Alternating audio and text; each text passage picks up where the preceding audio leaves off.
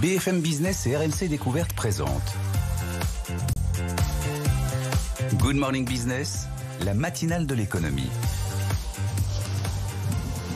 Good Morning Business depuis l'AREF à l'hippodrome de Longchamp où on suit bien sûr la rentrée des patrons. Il est 7h45, notre invité c'est Audrey Duval, présidente de Sanofi. Cette rentrée des patrons, est-ce qu'on a vraiment besoin du politique pour continuer à faire du business? On a évacué la question, Audrey, ensemble. Juste avant la pub, on va parler de l'actualité de Sanofi. Vous aviez lancé l'année dernière cette campagne avec ce vaccin contre la bronchiolite. Ça a très bien marché l'année dernière. Là, vous relancez la campagne. Il va y avoir suffisamment de doses. Il y avait eu tellement ce succès l'année dernière qu'il manquait des doses. Alors merci de rappeler que c'est un succès et c'est à la fois un succès collectif. J'aimerais absolument remercier déjà les parents qui ont finalement adhéré de façon historique sur ce traitement préventif contre la bronchiolite, mais aussi le corps médical et aussi le gouvernement avec qui on a extrêmement bien travaillé. Donc on recommence, on bâtit sur ce succès, on est prêt et donc on aura 600 000 doses prêts à être délivrées auprès des patients. Et donc, je peux vous dire ce matin que les premières doses seront livrées dans les pharmacies jeudi. Ah oui, donc on pourra le faire dès maintenant. Vous allez avoir un concurrent. Est-ce que c'est directement un concurrent avec Moderna qui, là aussi, a son vaccin? Pour l'instant, c'est les personnes âgées. Est-ce que là aussi, vous pouvez aller sur ce créneau-là ou ça n'a rien à voir, c'est deux produits différents? Alors là, on ne parle pas de la même chose, effectivement. Donc, on parle du traitement préventif contre ce virus qu'on appelle le VRS chez les enfants, les nourrissons. Et donc, chez les adultes, c'est un autre traitement. Donc, nous, on est vraiment sur le traitement de la bronchiolite pour prévenir ces infections qui sont très sévères et qui embolisent tous les ans, malheureusement, le système de santé. L'actualité en matière épidémique, c'est aussi le Mpox. Est-ce que vous travaillez dessus? Est-ce que vous avez des choses qui pourraient sortir? Alors, on ne parle pas du tout du même type d'épidémie, puisque quand je vous disais la bronchiolite, c'est par exemple 6 000 hospitalisations évitées l'année dernière. Sur le Mpox, dont on a entendu effectivement beaucoup ces dernières semaines, on n'est pas du tout, selon les experts, sur des mêmes risques de transmission. Donc, je pense qu'il ne faut pas s'affoler, effectivement. Les autorités de santé font leur travail, surveillent, mais il n'y a pas de risque aujourd'hui. Donc, nous, on n'est pas sur... vous ne cherchez pas de vaccin sur le Mpox? Vous n'êtes pas sur ce... On n'est pas sur ce créneau.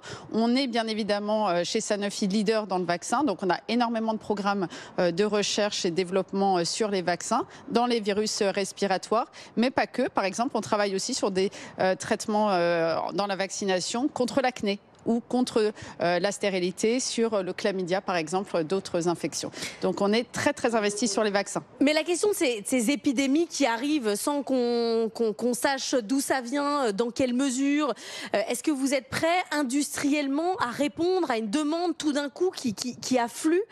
C'était un sujet, ça l'a été pour la bronchiolite, mais ça peut revenir pour n'importe quoi. Alors effectivement, il y a deux piliers, j'ai envie de dire, dans notre métier. Il y a l'innovation avec la recherche et le développement et la production industrielle. Et donc, on a une stratégie industrielle très forte, soutenue et qui est dans le temps. Donc, on se prépare et donc, on a notamment notre usine qu'on appelle notre usine modulable du futur qu'on va inaugurer dans quelques jours dans la région lyonnaise et qui permettra de répondre de façon beaucoup plus agile à ce type d'épidémie où on pourra vraiment adapter la production à des souches. Donc, ça, c'est une... Vous dites c'est modulable, c'est-à-dire que vraiment, il y a un gros besoin, l'usine s'agrandit? Alors, l'usine, c'est surtout qu'elle s'adapte. C'est-à-dire qu'autrefois, c'était plutôt pour simplifier un bâtiment, une souche. Là, on va pouvoir, sur le même bâtiment, s'adapter, faire plusieurs souches différentes. Donc, si on a besoin de travailler sur des souches différentes, on pourra avoir des unités modulables au sein de la même usine. Donc, c'est absolument extraordinaire. C'est une première mondiale.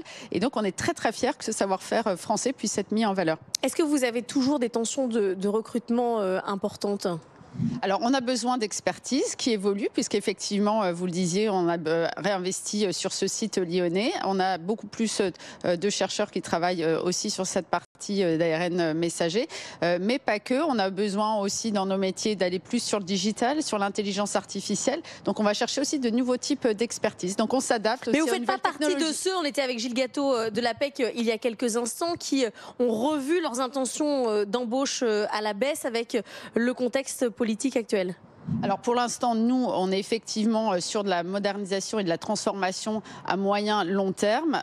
On s'adapte comme toutes les entreprises. Il ne faut pas croire qu'il n'y a pas de transformation, il n'y a pas d'innovation sans transformation.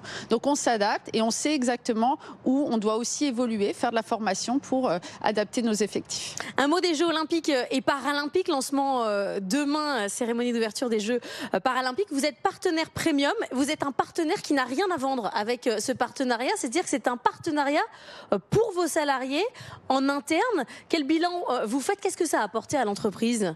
Alors c'est absolument extraordinaire. J'ai envie de dire, j'ai même pas d'adjectif pour décrire ce qui se passe dans l'entreprise depuis quelques mois. Parce qu'on a commencé avant les Jeux et on ne savait pas vraiment ce que ça allait donner. On était très enthousiastes. On a répondu au gouvernement et au comité olympique très tôt. Et finalement, ce qu'on a vu depuis des mois, c'est un enthousiasme, une joie, vraiment une participation incroyable. Donc on a plusieurs programmes. On a des programmes de volontaires. On a déjà eu une première vague de... Donc vous avez des salariés qui bossent sur les Jeux. Exactement. Donc on a eu ça pour les Jeux Olympiques. Et dès ce soir, on accueille la deuxième vague de plus de 1000 collaborateurs qui viennent du monde entier.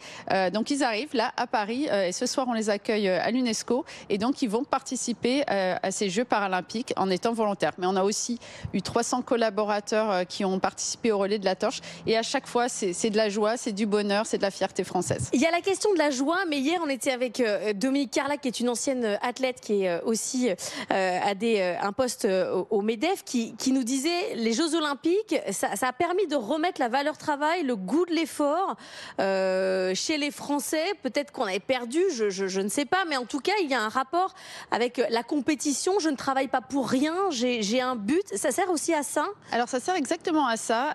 Et comme ça d'ailleurs qu'on l'a vécu nous dans l'entreprise, puisqu'on a fait la synergie entre la science et finalement le sport. Il y a beaucoup de valeurs communes sur la résilience, continuer malgré les échecs, comment on rebondit. Donc c'est des thématiques qu'on discute avec les athlètes. On a une team Sanofi et donc ces athlètes viennent nous parler de ces thématiques-là qui sont communes dans le sport, mais aussi en sciences. Et au-delà de ça, c'est vrai que ça nous permet aussi d'aller sur des sujets de diversité, d'équité, d'inclusion.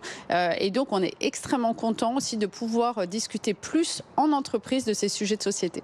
Je le disais, c'est un partenariat où vous n'avez rien à vendre, mais quand même, il y a des campagnes de prévention. Il y a Théo Curin qui travaille avec vous, qui a eu une méningite. C'est comme ça qu'il a perdu ses 4 membres. Il va participer avec vous à une grosse campagne sur la méningite. Alors il y a Théo effectivement qui est très impliqué sur le sujet. On a d'autres athlètes qui ont été malheureusement touchés par la méningite.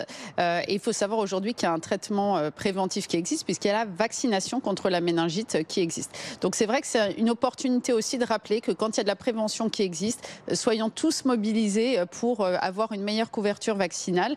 Donc c'est valable sur la méningite et donc on a cette grande campagne qui est finalement une très belle occasion encore une fois de faire un petit peu plus de bruit et de faire connaître en fait malheureusement les conséquences très lourdes autour de cette maladie, mais aussi c'est un moyen de parler de la prévention de façon générale. Donc on sait qu'on va bientôt rentrer, on a parlé de la bronchiolite tout à l'heure, mais il y a la grippe et aujourd'hui ça me permet de rappeler qu'on est très inférieur aux recommandations de l'OMS. Il faut savoir qu'en France la grippe tue encore, en plus d'emboliser les hôpitaux et de surconsommer finalement des médicaments. Aujourd'hui, on a un patient sur 2 de plus de 65 ans, même un Français, parce qu'on n'est pas malade avant finalement d'aller se faire vacciner. Donc seulement un Français sur 2 de plus de 65 ans va se faire vacciner contre la grippe.